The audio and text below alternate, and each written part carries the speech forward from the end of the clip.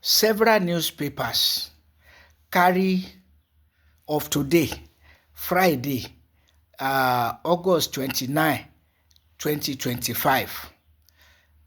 Several newspapers carry the news about the crisis between the leadership of the Academic Staff Union of Nigerian Universities and Nigeria's federal government of President Bola Ahmed Tinubu. The Minister for Education, Dr. Almaroof Olatunji Alausa, is quoted as saying yesterday, Thursday, August 28, 2025, that the so-called 2009 agreement was not an agreement, but a mere draft proposal and not any signed agreement, according to him, at any time. I was not surprised because I've been waiting for how ASUU leadership and federal government will end the apparent crisis. Because in the past, and even this year, 2025, ASUU leadership and federal government were always trading blame in the public. But behind the scenes, they would have agreed that once government pays them the fraudulent and academic allowance, they will know how to settle how to calm their members.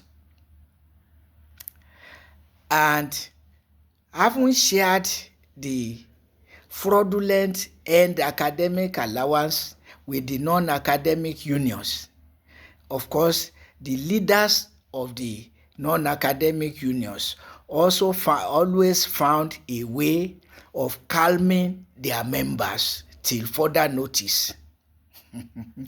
But for the first time since 2013 till date 2025, ASUU leadership has remained persistent on threatening strike even after getting the fraudulent and academic allowance. And to reassure us that I'm not mincing words or saying what is not, that the so-called and academic allowance being taken by ASUU leadership shared with the non-academic unions is a scam, a fraud. I'm grateful to the Daily Trust of today, Friday, August 29, 2025, bringing to us the key provisions of the 2009 agreement. Before going there, I want to say that the claim by Dr. Alausa that the agreement was never signed is a deliberate creation of confusion. It's just to confuse the public, because the agreement was certainly signed. But I have been waiting for how ASUU leadership and federal government that have been colluding against ASUU members and the general federal universities workers. Since 2013 till date, we resolve or which way they will come out of the deception this time around. And now I'm not surprised that Dr. Alausa said there was no signed agreement, because the agreement has been renegotiated severally. And the latest is that ASUU leadership has made a proposal to government. So that such renegotiated agreements may not have been signed and be mere draft proposal. And ASUU leadership has never dodged the fact that they have made proposal to government has not responded. So why did the Alausa descended to there has never been an agreement but mere draft proposal? So that is the level of insincerity. But not to say that ASUU leadership has been sincere. No, ASUU leadership has not been sincere. Since 2013 till date, ASUU leadership has been taking fraudulent and academic allowance from government. And the key provisions of the 2009 agreement between ASUU leadership and federal government, I don't want to say between ASUU, because ASUU members were not there. It's ASUU leaders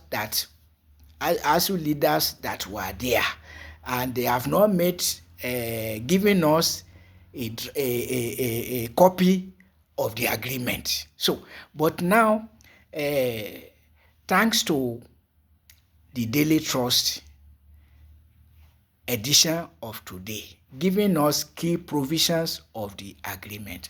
And so I want to read from that document so that it will become clear to everybody that what ASUU has been taking from the government is not earned academic allowance but a scam. Even though the 2009 agreement includes that EAA and academic allowance shall be paid to ASUU members. This is how it reads. ASUU members were entitled to EAA for teaching, supervision, and other academic duties. ASUU members were entitled to EAA for teaching, supervision, and other academic duties. So, how does that include taking a lump sum so-called EAA and sharing it with the non-academic unions that also stop demanding for the implementation of the 2009 agreement? ASUU members were entitled to EAA for teaching, supervision, and other academic works, academic duties. In today's Daily Trust, August 29, 2025. It goes further. The agreement proposed mainstreaming EAA into monthly salaries to ensure consistent payment. So, mainstreaming into salaries to ensure consistent payment so that there will be no need to go on strike to get it. It will be paid along with salaries. But that is not what is happening. So, and then non-academic workers have their own duties for which they can be they earn overtime, overwork allowances. So, but this one that ASUU is taking and calling EAA is not the EAA stipulated by the 2009 agreement for teaching, supervision, and other academic duties. So it's not the same thing. That one, the one in the 2009 agreement, is to be streamlined into monthly salaries to ensure consistent payment. So you will have earned it as a worker, and the allowance is streamlined into your monthly salary. As government pays your salary, it pays your allowance. But so what ASUU leadership has been taking from government does not conform to this in any way or form. Because it's supposed to be for ASUU members for teaching, supervision, and other academic duties, having nothing to do with the non-academic workers who have their own entitlements from their duties.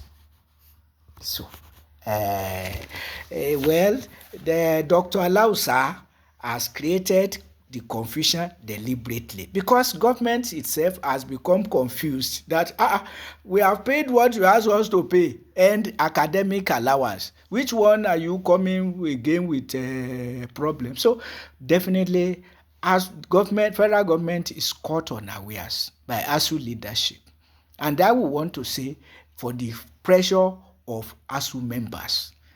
Yes. Since 2020, when I started my research on ASUU leadership, and came to the realization that this thing so-called EAA is the one standing on the way of the realization of the 2009 agreement. Because what ASUU leadership is calling EAA does not conform to the EAA